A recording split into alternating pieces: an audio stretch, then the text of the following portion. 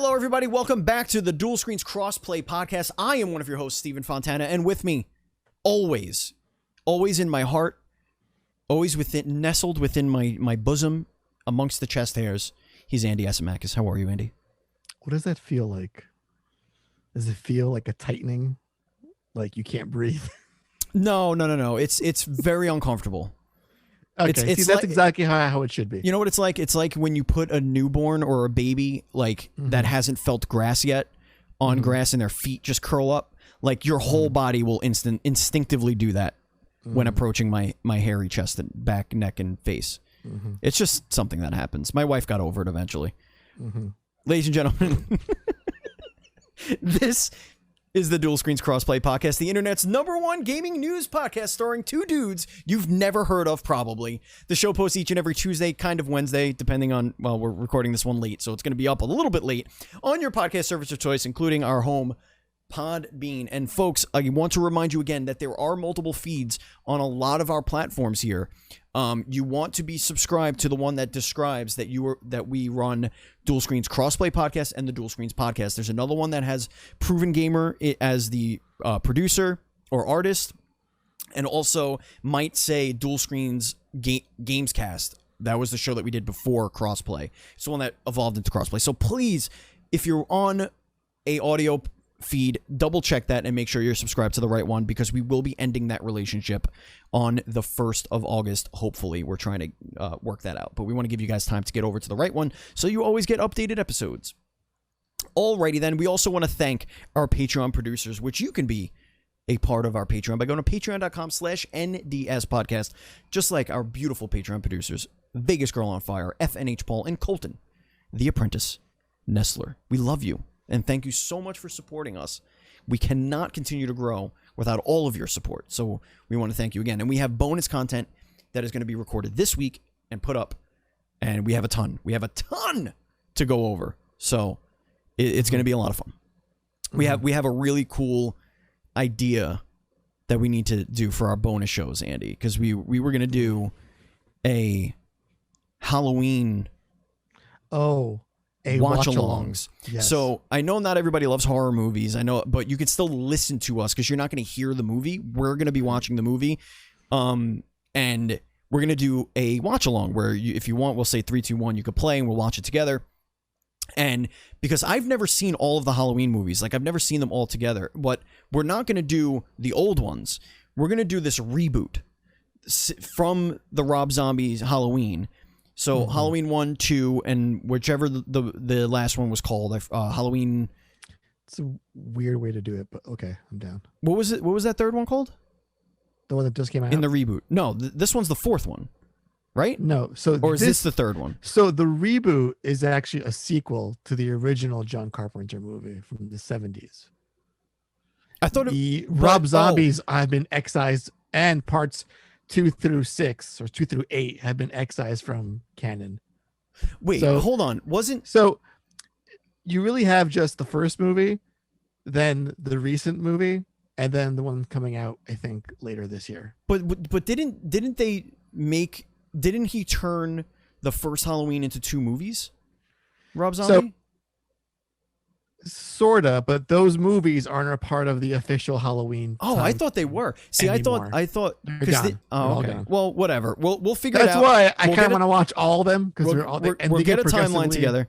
More insane. We'll get a timeline together, but we want to do it so that by the time October rolls around, we will be able to do a spoiler review bonus show of that new Halloween movie, and we'll be up to that Halloween movie in October. So that's what we're trying to do. Head over to Patreon, help us out. Everyone gets the bonus episodes, even if you support us at $1. Andy, let's get into the adventures in gaming.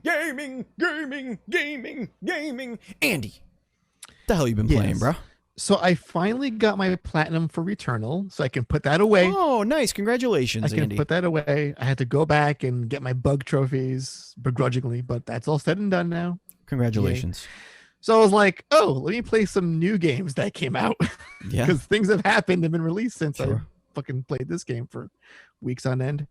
And I found a really cute game, a really fun game, a darling of a game called Death's Door. Death's Door. So Death's Door is an isometric adventure Dark Soulsian type game. Okay. When I was playing it, the controls felt very oddly, strangely familiar. Okay. You could roll. Right. You have a bow and arrow. Oh. And you have a sword. So I was like, okay. Something about this control scheme feels like I've done this before in a game. Right. And then the answer came to me. This game, its developer, Acid Nerve, also made one of my favorite games of all time, Titan Souls. Okay. Titan Souls, for those who don't know, it is Shadow of the Colossus meets Contra in a Zelda format, 2D sprites. Okay. So they've evolved that formula, that idea, into this amazing world where you play as a bird that's a reaper of souls. And okay. just the backdrop of it is so goofy, but it just warms up your heart. And then it has that Twitch gameplay where it's like you have 4 hits and you're going through a world and you're fighting enemies and you're gathering souls to power up your character, and you fight a big boss at the end. And if you die, you go back to your save point. You don't lose all your shit immediately. So it's not as Dark Soulsy as a Dark Soulsy like game could be, but it's all in the same vein. It's a lot of fun. I'm like 2 hours deep. It's really cute. And it's out now for Xbox and PC, and Devolver is crushing all their shit. I feel like they like know what good games are almost all the time. Yeah. Like always. All the time, always. So I highly recommend. You're putting quite a recommendation on this. Yes. If you have a Steamy thing or an Xbox machine, it's only $20. Go and get this game now and support small devs who make amazing content. That's fair. I think that's good. Any other games you've been playing? Let's see. I just finished Metroid Prime 1. Now I'm Metroid Prime 2. So there's that happening. And nice. I am awaiting for some stuff also. I did download Chris Tales on Game Pass today. Okay. Which is like a JRPG. Amazing graphics, but I'm waiting on that for like the weekend. Because now I'm like too deep into Death's Door. So knocking on Death's Door, man. It has me. It has a firm grip. Sure. Yeah. Well, as you know from last week's Dual Screens First Play that was here on twitch.tv/Dual Screen Streams, I played The Beasts of Maravilla Island, which is a very narrative-driven, kind of free-roaming Pokemon Snap-like game. It's a very short game. I played about half of it on that stream. It's fun. I mean, it's very cute. It's very, very engaging. Has a really beautiful world design. It ran a little choppy, but I'm not sure if that was because I was streaming or whatever. Yeah. But it was cool, man. I really enjoyed it quite a bit. What did you think of it while you were watching me play it? It looked like a more chill Pokemon Snap. More chill. Okay. Right. I was a little more into it than Okay. Pokemon Snap.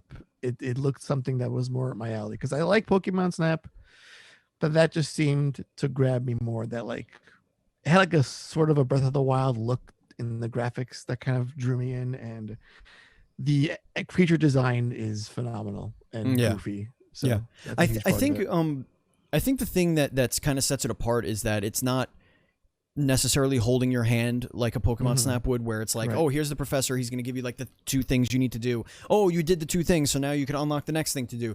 It does it more in a contextual puzzle way, where you're kind of figuring it out as you go, and you're filling in the gaps in your photo book. So it leaves a lot to your imagination, and I could imagine that they take this formula and they could really make something bigger and more intricate, more puzzly and a little bit more involved if they take this franchise and they keep going with it, or just this idea. I would love to see, this is completely unrelated, I would like to see a Fatal Frame like this, where it's more about contextually solving a biome, as it were, by purposefully looking for the danger and trying to capture the danger on the film while also staying alive from that danger. I think that would be a really cool mechanic. Like if like basically Beasts of Maravilla, but everything's trying to kill you instead of everything trying to love you. That would make for an interesting Fatal Frame sort of setup. You could be like a ghost hunter. Exactly. Get, like, proof of ghosts. Right. Yeah. Exactly. And it's like little escape room type stuff where I am a little into that. All right. Well, you know how to reach us. You go to the haunted asylum, but just that one ghost in there to like look for it and kind of lure it out, and then Yeah. Ooh, that's how you redefine the franchise. That's how you redefine a franchise. You know how else you could revitalize a franchise, baby? You know how you can do it? By putting it on console. That's right. Woo! Let me tell you, Andy, I got people texting me saying, "Wow, you hear of this game Splitgate?" And then I tell them, "Yeah, you fucking dolt. I had them on the show, you idiots." And they're like, "Whoa, whoa, whoa, what do you mean?" I was like, "Yeah." Well, Steven, last year. First of all, yeah, go ahead. They're coming back, baby. They better be coming back, because this is such a dig. This is such a dig at some former guests, but success has not gotten to 1047 games, and they will be coming back on our podcast. But speaking of their success, they are the #1 trending on PlayStation, beating out Fortnite, GTA, and NBA 2K in the charts. Wow. It's free to play. I mean, come on. I know, but listen, that's not we've changed what that means lately. I feel with the rise of Fortnite and Apex, also maybe a game in our news segment later that's also free to play. May or may not be good. We don't know yet. Free to play, I feel like has to be, and Warframe has to be a good game, and this is a really good game and deserves all the success. I am so happy they were able to get this on consoles before Halo. Yeah, because they took that gap. It's like they're gonna get their moment to shine here. They filled the void. Yeah. Yeah. No, I think that's awesome for them. We love that team. That game is fantastic. I cannot wait to dive back in. I didn't have a chance when they launched to get back in, but now that a few of my friends have discovered it, because let's face it, console is where games find their true audiences when it comes to the mainstream. Every indie developer wants to get their game on a console, just because it'll inevitably give them life to their franchise. So I'm happy to see that. We got our chat. If you're a listener here and you're not seeing the chat, a lot of people self-conscious that I'm talking about them, calling them dolts for asking me about Splitgate. I will say this: none of you in this chat. None of the viewers right now are, I mean, I'm not going to sit here and judge and say that you're not adult. I'm not the judger of adulthood. There could be adults for other reasons that we're not aware of, but for this specific reason, totally not. There was somebody who is not a recent, and I would say most of the people in this chat, except for one, is a recent listener or viewer of our content. This was somebody that's been listening to our shit from day one that asked me if I knew what Splitgate was. So that's the dolt. Okay. Anyway, this is I want to get into the Dual Screens report because this is the best, probably the most interesting topic of the week, I would say. Right. And it caused a lot of stir and a lot of stuff going on. And a lot of brain cells failed. A lot of brain cells died in the making of this. And I want to cover that after you go into what this thing actually is, what it can do, and what are your thoughts on it. So, ladies and gentlemen, oh God, I hope a video doesn't autoplay. Oh, I apologize if it does. Oh God. Oh, it's okay. No, it's the Eurogamer link. I think they're good about having shit yell at you when you click on their shit. Sure. Well, I'm gonna. See, I don't do GameSpot anymore. They're notorious for that shit. True. So I try to be easy on you. Well, thank you. I appreciate that. Right. Steam Deck. Valve has announced the Steam Deck, ladies and gentlemen. That is right. The Steam Deck is essentially a portable PC. Portable PC for PC gaming has been announced. This thing looks like a Switch. It's much bigger than a Switch. It's much heavier than a Switch, but it is a fully functional, powerful, portable PC gaming machine starting at just $399. It is regrettably designed by Valve. They don't have very good luck with making hardware. Right. But hopefully this will buck that trend. There's a lot going on in here, Andy. I want to get to the specs here because this is really cool. Mm-hmm. They have an AMD APU processor. Their CPU is a Zen 2. I don't know what 4C8T means, but it's got a 2.4 to 3.5 gigahertz up to a 448 gigaflops. It's got a lot of flops. An 8 RDNA GPU in it, which can go up to 1.6 teraflops. Mm-hmm. It has this is the crazy. It has 16 gigs of DDR5 RAM. Mm-hmm. And it has 2 of the models have solid state drives. Right. Inside of them. So there are so I said 2 of the models. Yes, folks, there are 3 of these models. There is a $399, a $549, and I believe a 6. Shoot, I think it was $649. Yeah. Yeah, it's $649. No, I don't know why it doesn't have it in here. $529 and $649. Right. Okay. And the cool thing is you could basically reserve one. It's not pre-order; it's a reserve, mm-hmm. like your spot to buy one for $5 right now through Steam. What are your first thoughts when this thing was revealed? Well, my first thought was I can finally put my Kishi away and my Android phone because this is going to be my new glorified emulation portable box. Okay. Go everywhere with me. But then I was like, shit, this is a lot of power in your hand. Yeah. And I was really taken aback by its design. The thumbsticks being parallel to each other. Yep. And the little mouse pads on each side. I was like, this feels kind of neat. Those little touchpads don't usually work out too well, but it's nice that they thought about that, you know?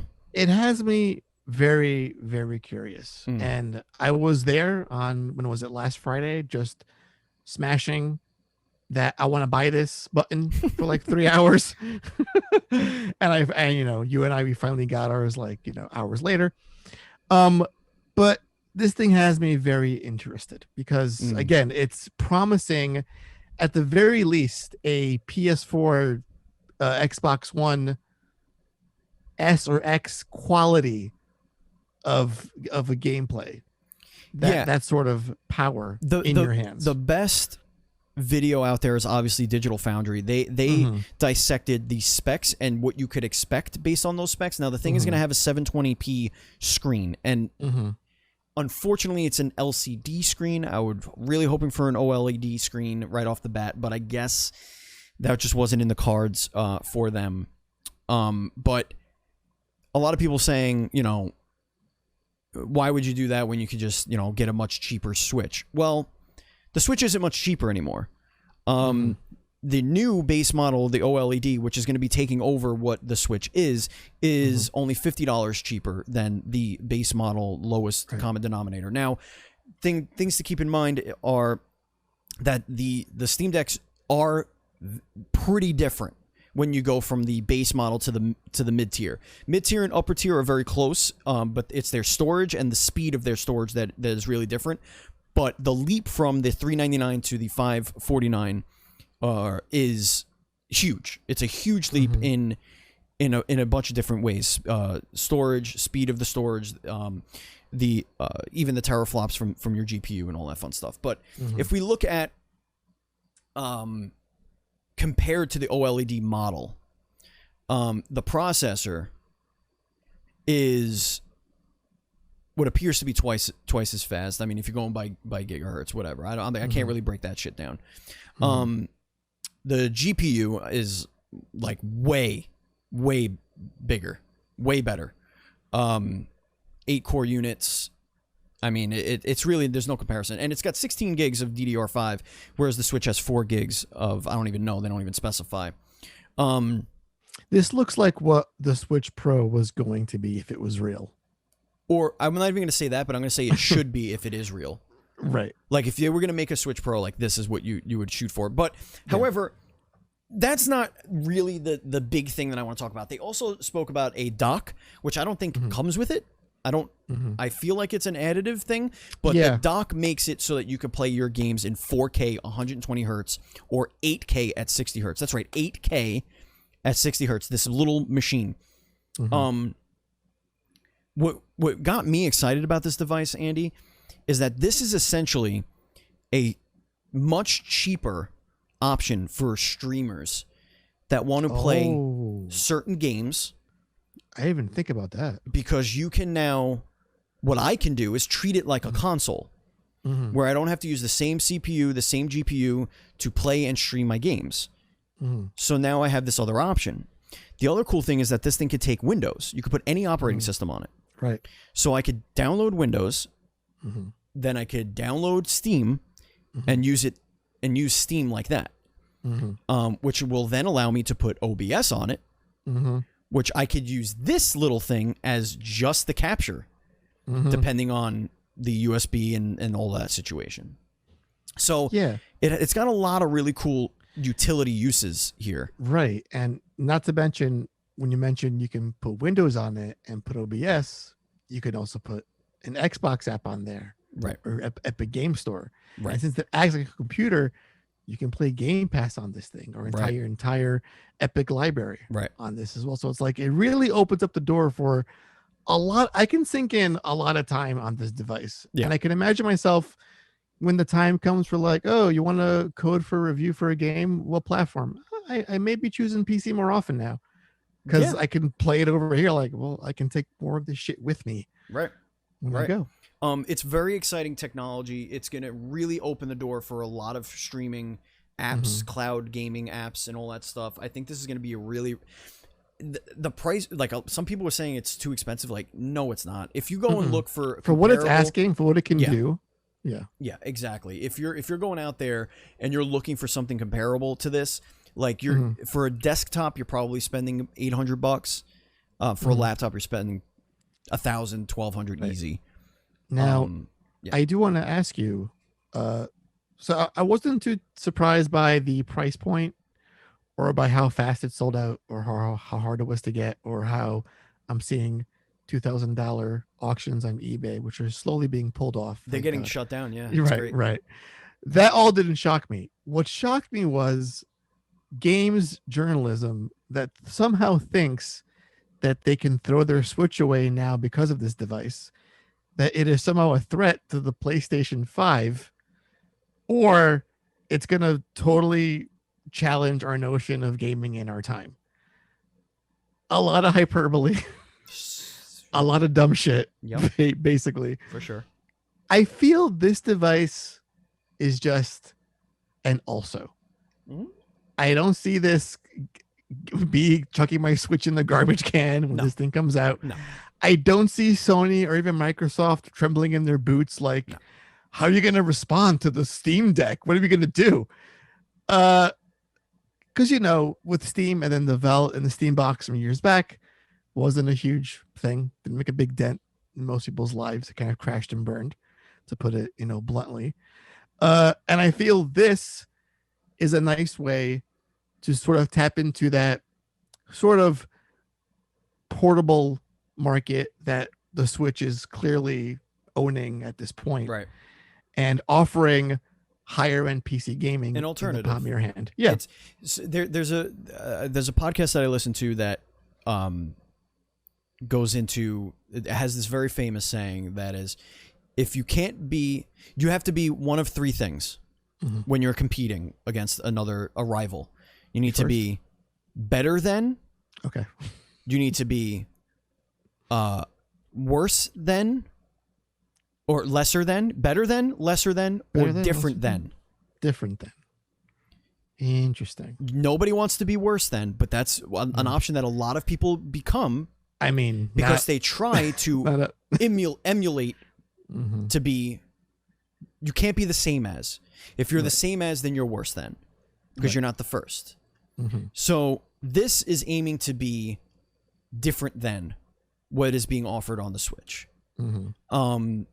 This is a higher end device that's going to allow people to bypass the Switch tax on indie games. That's This is true. you know that it's true. You know that the Switch will charge you $12, $13, $15, $20 for something that'll cost you $3 on Steam. It's just something that happens. It happens a lot, and it is what it is. But this is going to open the door to a lot of people buying a lot of cheap indie games and being able to play them on the go, and that's great. Those Steam summer sales look a whole lot more, right? You're gonna be like, my whole summer is gonna be. I could go away. Like I could buy all this shit and have it with me on the go. Right. Exactly. Way more enticing now than it was. AAA gaming, they're still claiming that this is going to be able to be played at, good graphic settings, whatever. Depending on the game you play, 2 to 9 hours of battery life, which is nice. Which is about where the Switch was. I think it was at like 5.5 was like where it topped out for the OG model, which is what I have, and that's my analog. I don't own the Lite. I don't own the OLED. Obviously, like that's what I have. So that's what I'd be comparing it to. Andy, why don't we get into this this next story? Let's move on to the next one here. Right. Tencent is going crazy yet again. Yeah, well, speaking about buying shit and the things that look appealing to open your wallet for, Tencent is showing how much fuck you money they have. They are set Can they buy to us, buy. please? Yeah, sure, why not? They are set to buy Sumo Group for $1.27 billion. And for those who don't know, is that Sumo Digital? Sumo Group includes Sumo Digital, which is the makers of developers of Sackboy. They've worked on what was that Hood game for Ubisoft? That Hood Thieves. It just came out. The Robin Hood one, yeah. Yes, that one. Yeah. They've worked on Forza, Crackdown 3. They've been around for a long time as support teams for major games. Okay. And now they've been swallowed up by Tencent. At what point is this going to be not legal? I don't know. I really don't know. Like, it seems really not legal already. I'm kind of wondering what Tencent's end game is here. Because clearly they have a lot of money and they're trying to get in on the gaming market. And it's like, who can we buy? Who's available? All right, they're good. Cool. We'll buy them. We'll publish their shit. Yada, yada. Do we think at some point there will be some sort of Tencent gaming device where all of their shit will live on and cannot be anywhere else? I hope not. I don't know. I don't want to live in that world. I don't want to buy another thing. Please don't make me buy another thing. And what I fear is the knockoff effect of this, because there was a very clear trend when Microsoft bought 6 studios in 1 year. It felt like one day in 2018, I think it was. It was like on a lonely June day, we bought 8 studios. And they've since got Bethesda, the huge like title, the headline grabber of all of them. That was the big one. But then when you see like EA getting Codemasters and Tencent going on a shopping spree, and there was one more big one that Sony bought. Well, Sony does their odds and ends here and there. But there was one more. Whatever. There was one like that other fucking company that THQ Nordic was buying all the IP in the world. Yeah. But yeah, I feel like it's gonna lead to like a scramble of, well, if this company is spending 1.3 billion, like who else is left? Who I gotta protect X, Y, and Z from Tencent. Right. Like, how soon can they learn like a Sega or a Square Enix? Oh, Yeah, that's terrifying. I don't want to hear this. I mean, these guys own Riot Games, so it's some scary shit. Oh yeah. About. Speaking of, I got back into Rogue Company this weekend. It was, it was a lot of fun. Yeah. Oh, did you? I missed that game. It was good. Right. All right. So moving on to the next news here, Ubisoft has kind of shown us. They announced X Defiant, and they showed us a little bit of it. Yeah. This is a Tom Clancy universe, whatever that means at this point. I'm not sure. I couldn't tell from looking at it. Yeah. It's a free-to-play multiplayer competitive shooter coming to PS5, PS4, Series XS, Xbox One, Ubisoft Connect, Luna, and Stadia, with full cross-play available at launch. It brings together multiple Clancy franchises. There's the connection. Now I get it. To form a roster of customizable characters known as Defiance for players to choose from. At launch, Defiance will feature 4 factions: the Wolves, which are from Tom Clancy's Ghost Recon, Echelon from Splinter Cell, and the Outcasts and Cleaners from The Division. Matches will take place across a variety of maps, featuring 6x6 or 6v6 arena battles and objective-based game modes like Team Deathmatch, Domination, and Escort. So it looks like this is going to be that's actually a kind of cool concept. It's like taking the Smash Bros. Model of getting all your IP together, but instead of, because they're shooters, they're making a shooter out of it. That's pretty cool.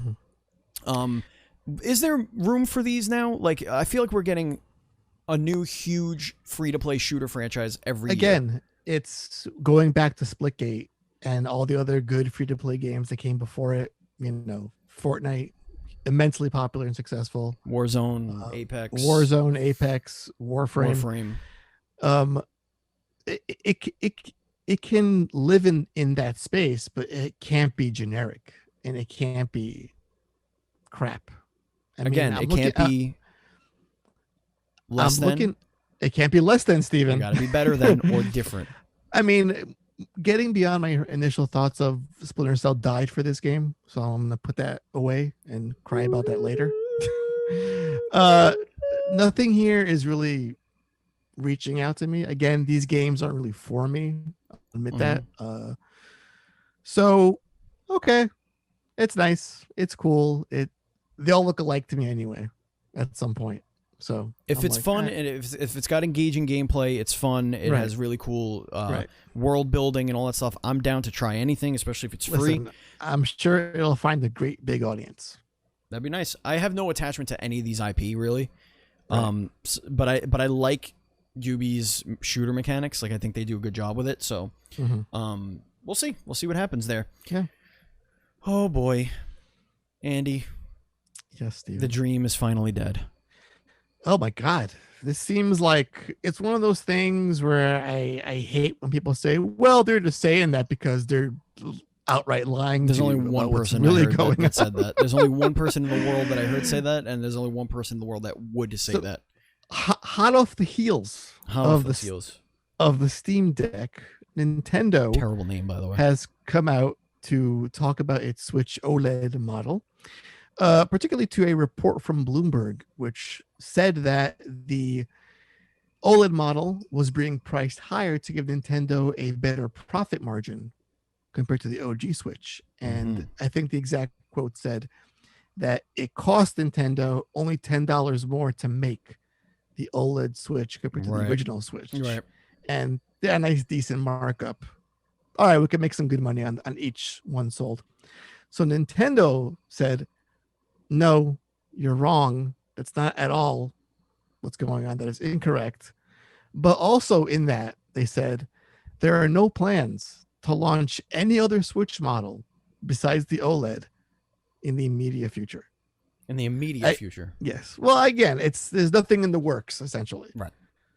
So if a Switch Pro exists, it is likely in the minds of those at Nintendo and those who think it's real in the world at large. Yeah. Not to say it won't exist at some point in a Switch 2.0 or a successor to the Switch. But I think now this safely says that this is all we're getting in a new Switch model. Stop talking about 4K Switches. ain't gonna happen. So just calm the fuck down. I don't to know who Bloomberg sources were on these stories, because I feel like at this point it's like, well, listen, what you're saying on both counts is very, very wrong. I feel like, all right, well, if I'm wrong, here's what so-and-so, here's what this person said, here's what happened there, just for shits and giggles. Yeah, it's not WikiLeaks. They could name sources, I would imagine. Switch Pro not coming anytime soon. Right.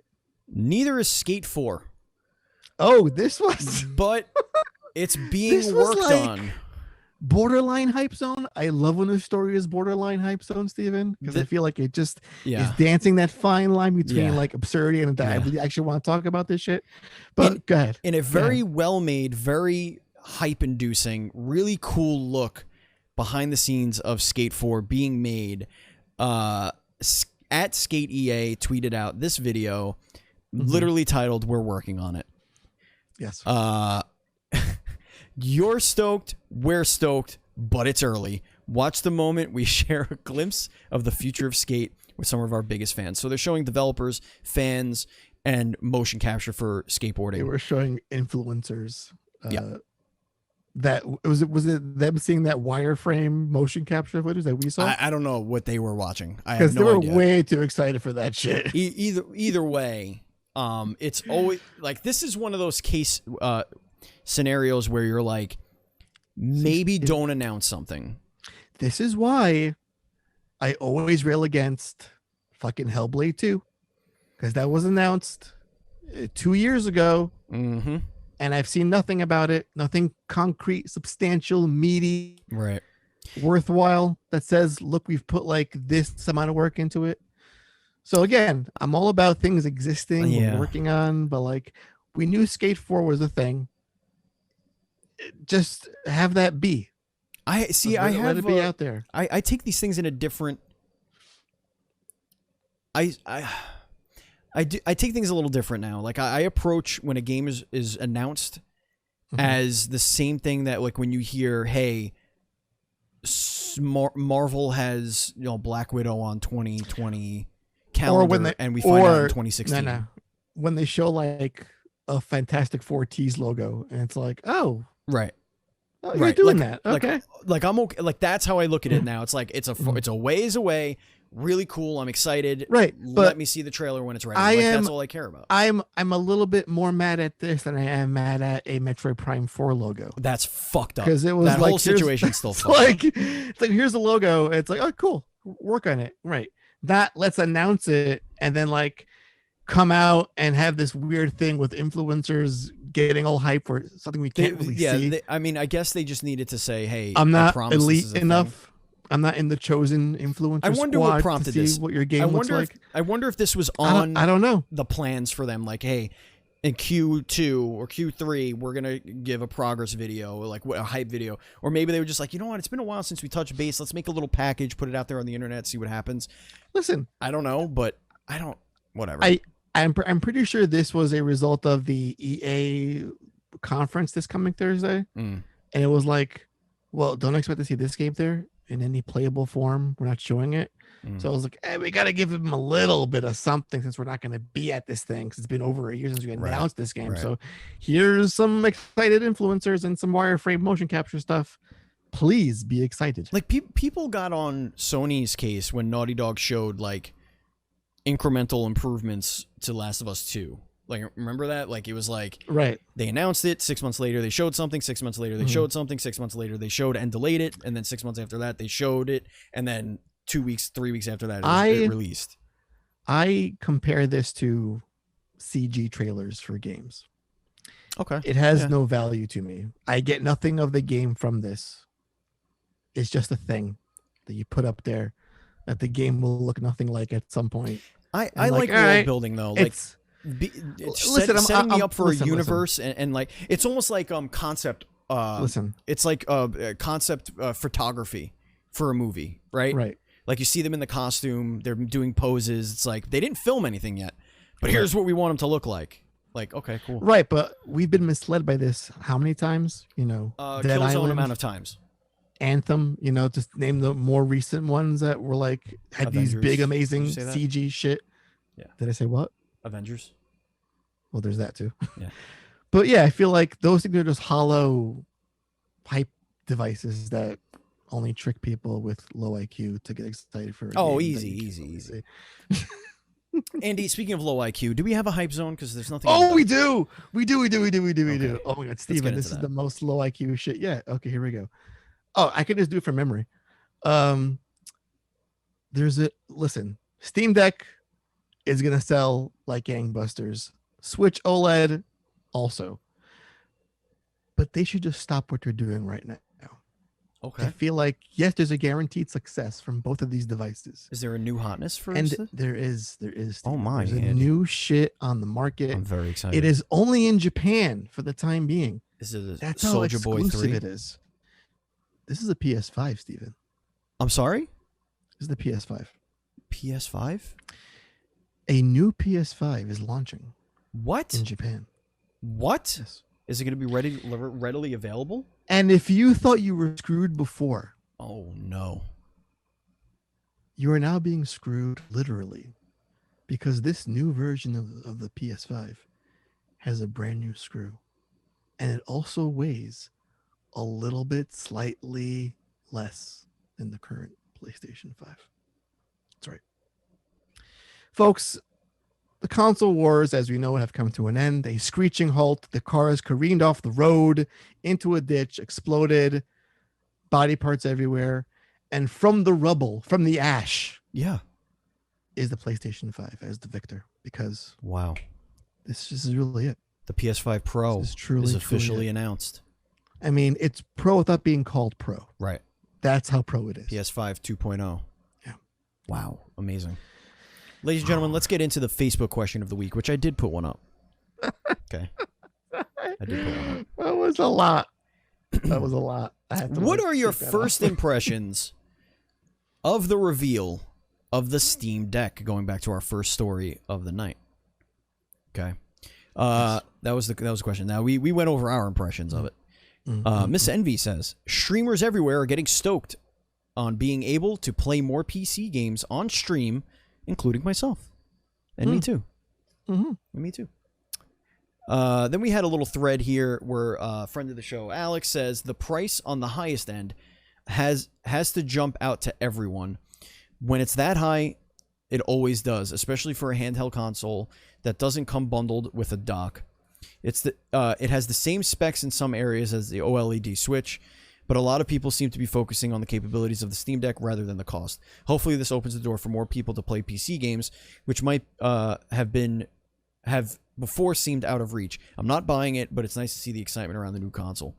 Then we had a little thread going on that, I mean, the specs that matter, it blows Switch OLED out of the water. Billy the Door says it's not for me, and that's okay. That's perfectly okay. Curtis says, hoping it lasts longer and gets better support than the PSP, Vita, Game Gear, N-Gage, Steam controller, etc. Because it would be cool to play some games in bed or the living room, my gaming setup, and PC, or in my bedroom. Yes, absolutely. If you're a primarily PC gamer, this gives you an option to play your games on the go. And I think that's great. Catty Aversa Fontana says, so my initial impression is that this concept has been done before, but not with the sleekness and power found on the Steam Deck.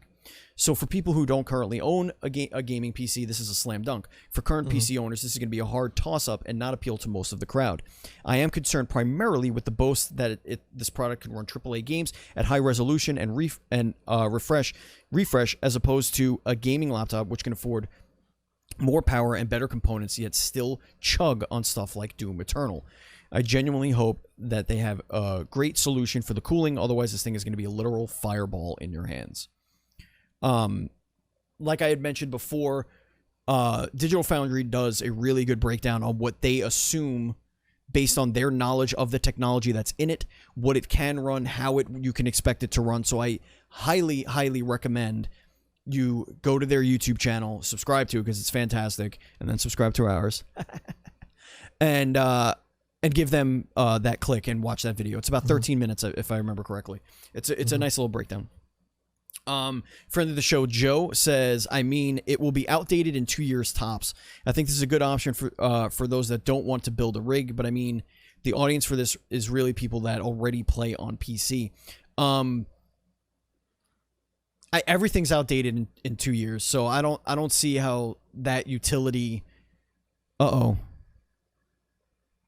What? My Streamlabs OBS has frozen as far as those things going up. Hopefully, we're still being heard, right? And it's still recording, but we'll see.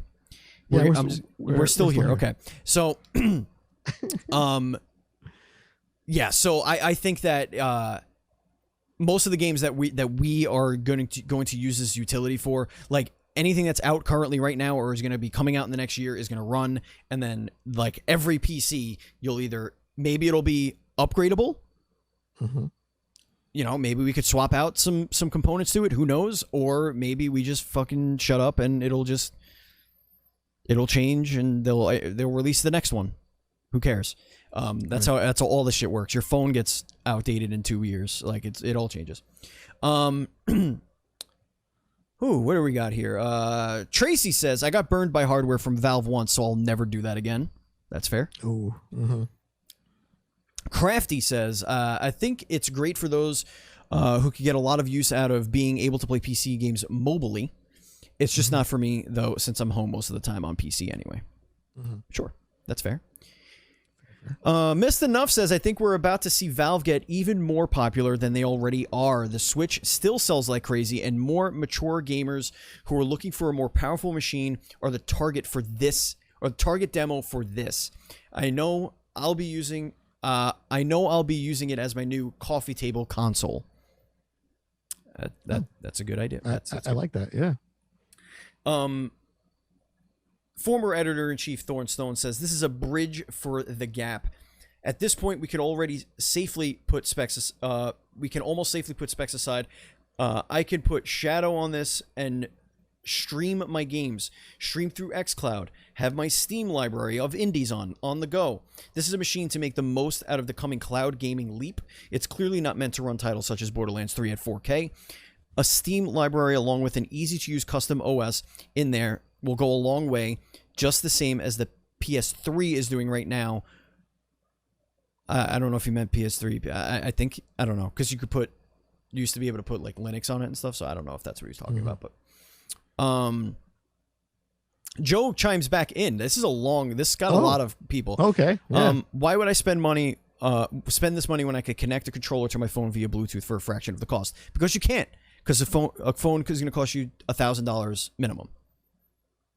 That's the answer. You can't. Anyway, CTO says portable computer. That was his first impression. Wow. Tahoe says just does a screen grab of the pre-order or whatever it is, reservation. And Brett says, I think it's cool, but it's not for me. I want to play PC games. I'd rather do it on some serious hardware. Big interaction here. 32 comments total. Great stuff. Wow. A lot of talking happening there. That's good stuff. And of course, if you want to join our Facebook group, it's facebook.com/groups/DS podcasts. Oh, God. I am worn out. 3 hours, Steven. Interview, live show. Pre-show, interview. Pre-show. We did it. We did a thing, man. We really did it. A lot of fun. This was a good week for news. Also, the Xbox Series console spanked PS5 in the month of June. Oh, it's spanked. So it's happened. They don't know exactly. It just says that it far outsold. So we'll see. Spankula. Because Xbox doesn't release numbers, so we won't know what those numbers really are. Which is why it's not necessarily a piece of news we can really dive into. But I digress. We fully expect Xbox to kick some ass this gen, so we're not really shocked at all. It is a great time to be a fucking gamer, man. A great time. Fall Guys new season is phenomenal. I haven't tried it yet. Oh my God, Andy, it's so good. It's really good. Okay. It's so good. It's so good. There's rhinos, Andy. There's rhinos. Oh. You could fall into a pit of rhinos. Oh. And get rhino horned off the map.